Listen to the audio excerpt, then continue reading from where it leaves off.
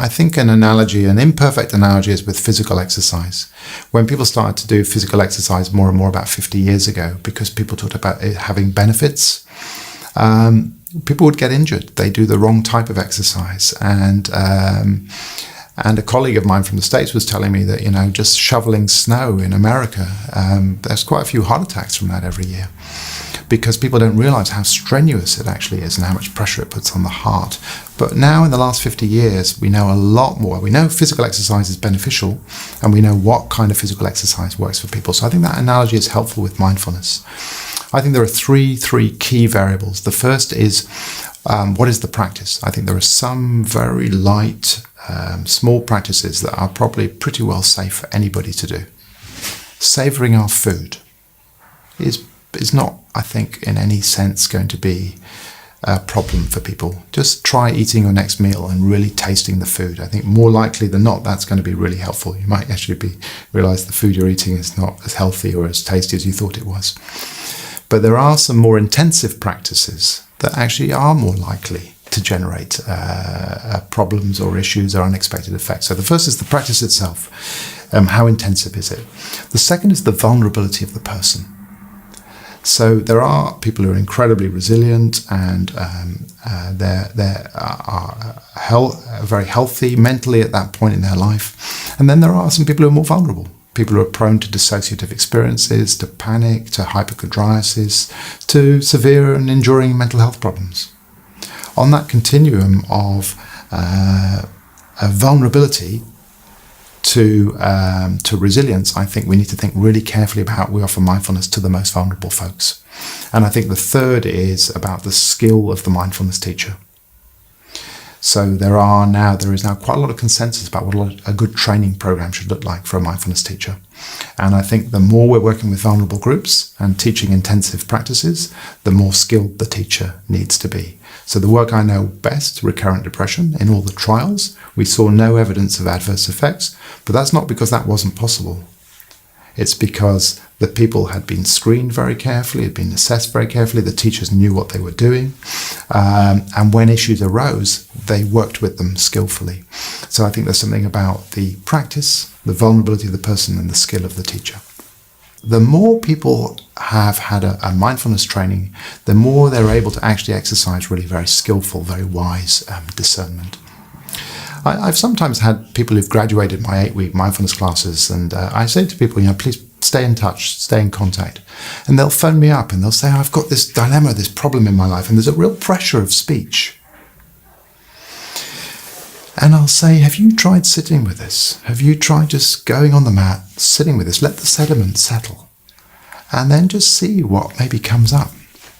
And they'll go, no, I haven't. I'll try that.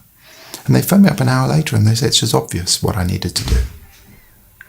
There's something about meeting difficult questions in a sort of more of a being rather than a pressure of speech doing mode that can release a sort of wisdom that I think is as we've said a few times, very empowering. I think there are a few things coming together just at the moment which have led to mindfulness being quite interesting to a lot of people.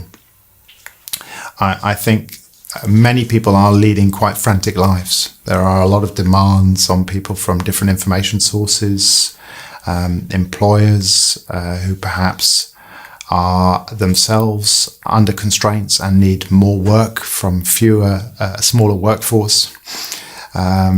Young people with very demanding academic and social pressures on them. So I think there's a sort of a confluence of pressures coming down on people. I think there is another influence, which is that a lot of the kind of meaning that people got from religious traditions, for example, have to some degree for many people fallen away in some countries. And I think people are looking for a way of leading a more meaningful, full life that I think to some degree mindfulness fills that vacuum, comes into that space. It provides people with a way of relating to their experience, to their relationships, to their world that I think is important to people.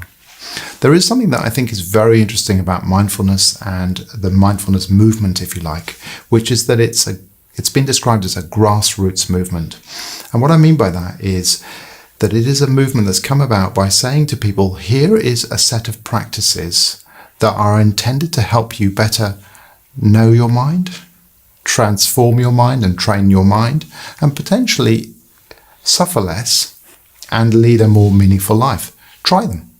And if they work for you, great. If they don't use them. And what happens is people try them, particularly when taught well, and they go, that's great. That was really helpful to me. I didn't realize how much of my life I was living on automatic pilot.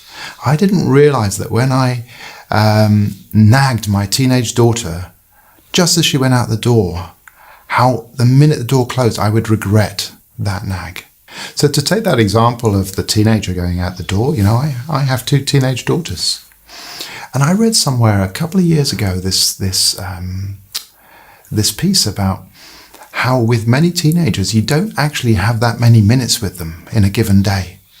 And it talked about and I remember this from when I was growing up, if you have, let's say, 20 minutes with your parent, of which 16 are devoted to nagging and intrusive questions, it's not surprising the teenager doesn't want to spend time. And sometimes, so mindfulness enables the impulse to nag to come up. The words are being formed in the mind, and then you see that happening, and you say, I'm going to choose not to act on this impulse. I'm going to just let those...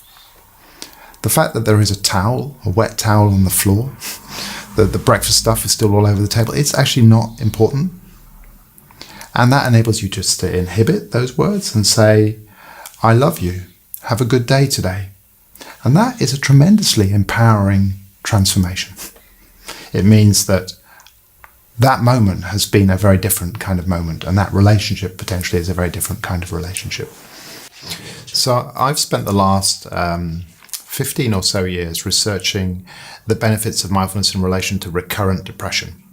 And in the field of recurrent depression, people who've got a long history of depression, their chances of having another episode of depression are as high as 90%. We have to kind of think of it almost as a chronic illness like diabetes. These are folks who are managing long-term instabilities in their mind that can quite quickly spiral downwards into full-blown clinical depression. And what mindfulness-based cognitive therapy is trying to do is to teach those people to recognize the early warning signs of depression and learn skills to stay well.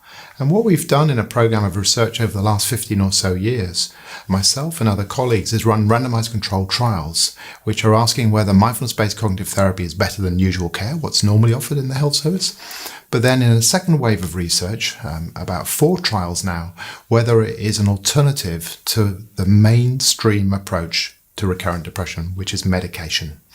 And we've published a paper in the Journal of the American Medical Association Psychiatry Journal just very recently, which is an individual patient data meta-analysis. And that very clearly shows, I think, 3 things. 1, mindfulness-based cognitive therapy is better than usual care. It offers advantages in terms of keeping people well.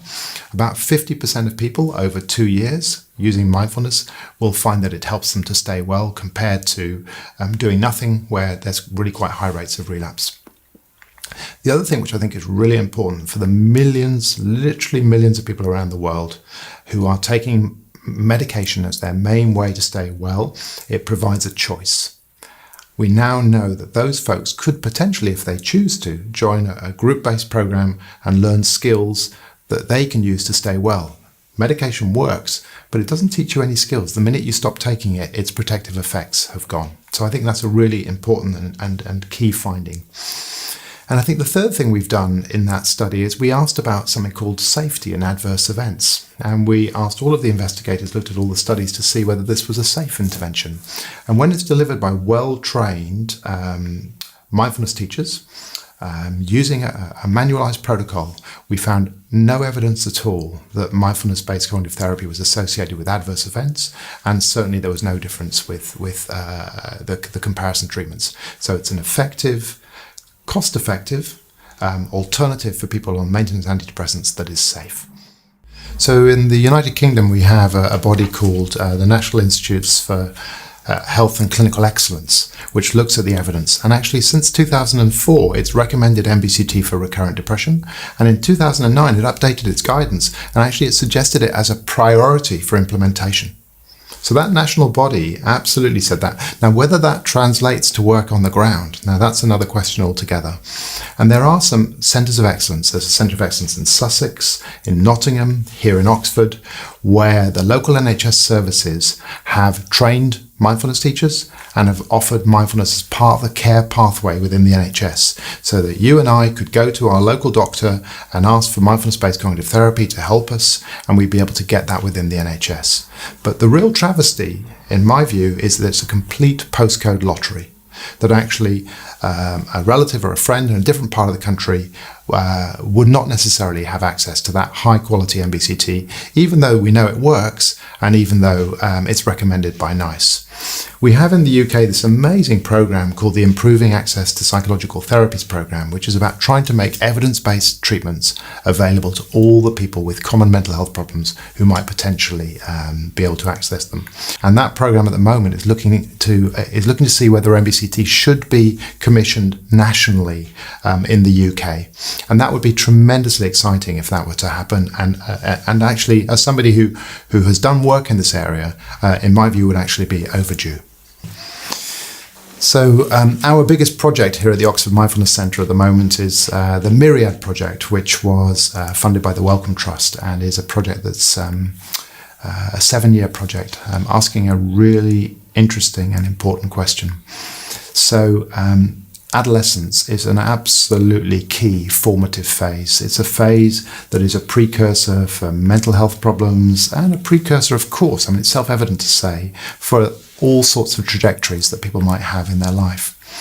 Can we, in adolescence, teach people mindfulness skills that will enable them to actually prevent mental health problems and depression from arising in the first place and change the trajectory of people's lives into more positive, more wholesome life trajectories? So what we're doing over the next 7 years, we're about a year into this project already, is we're asking, can a universal mindfulness-based program taught in schools teach people mindfulness skills, affect their attention, their executive control? And can that improve their well-being? Can that reduce their chances of depression? And can that change their social, emotional, behavioural kind of profile? Those are our kind of primary questions, if you like. We have some secondary questions, like will it affect things like substance misuse, academic results, and so on in schools? And what's the best way to train teachers to deliver a mindfulness intervention? And what's the best way to scale this up into schools as well? So it feels an extraordinary kind of privilege and honour to have this funding from the Wellcome Trust and have this opportunity to bring together a team, which we've done, to answer these questions. And this is back then to that, what I was saying earlier, of then using all the skills that we have within the team to deliver the very best science that we possibly can. And then when we come to break the code on the data with humility, to really look at what it says and learn from it. Because my experience of science is very often you know, what you think will happen doesn't quite happen. And then you have to kind of really learn from that. So that Mindfulness in Schools project, the Myriad project, is a very exciting one, and it will be our major preoccupation in the next 7 years. We will later this year report another study, which is an NIHR-funded study, which we've called the Aspire project, where we've gone throughout the NHS in the UK, all 4 countries, and we've looked for good practice about how to get MBCT into the NHS, and we found some extraordinarily good practice. And so we're just writing that study up at the moment, and what we'll do later this year is actually produce some implementation guidance, so people working in the health service who want to get MBCT into their service can use our implementation guidance to get it up and running. I mean, I'll just give you a couple of examples, which I found extraordinary. Almost every example of implementation of mindfulness-based cognitive therapy in the NHS has been off the back of a passionate, enthusiastic champion. The best illustration of that was somebody who felt this was a good idea to do, knew it was in the NICE guidance, but could not secure any resources or time from her managers. She grew strawberries in her back garden, sold them in her front garden to pay for the yoga mats and the CDs for her participants. Now, I'm not advocating that as a way of all of us working, but that's what she did. And then what we saw was people would build community, they would build momentum, and through a grassroots movement of actually people tasting it, finding it helpful, GPs, key people within the system having that experience, more top-down support would come in place over a period of 3 to 5 years, and then there would be investment of resources in training mindfulness teachers, in securing rooms. And some of our best examples, Sussex, Nottingham, the Southwest here in Oxford, you've seen a 10-year window where you've got a sustainable, high-quality mindfulness service within the NHS. So that's a study that we'll report later this year that I'm very proud of as a piece of work. So just like to finish by thanking the Awake Academy for this wonderful opportunity to talk about my work. And it feels like a nice note to end on is to talk about that kind of participatory aspect of mindfulness, that mindfulness practices are just an opportunity for people to try to understand their mind, to train their mind, to transform their mind. And that is a different journey for different people. And I wish everybody well with their own individual journeys with mindfulness.